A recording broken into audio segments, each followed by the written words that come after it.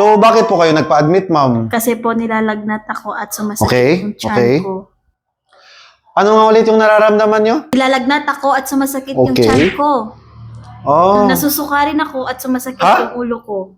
ano? Nakikinig ka ba, Dok? Oh, yes. Nakikinig Parang po busy ako. ka pa dyan sa pag-text mo, Dok, ah.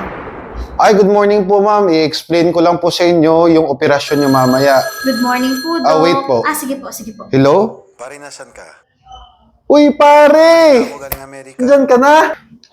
Ay, sorry po, ma'am, ha? So, yun nga po, Sige, meron sige. po kayong appendicitis. Wait.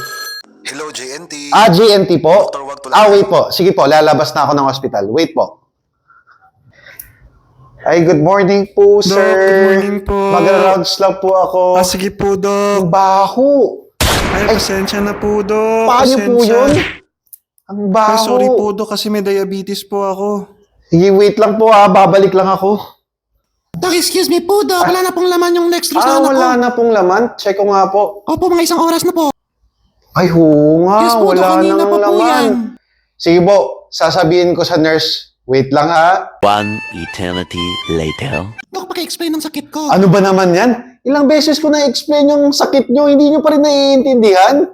Basta po, nakakamatay yung sakit nyo, okay? Ma, ayoko pa pong mamatay. Mami, yung anak nyo po parang OA. Cancer lang naman yan eh. Curable naman.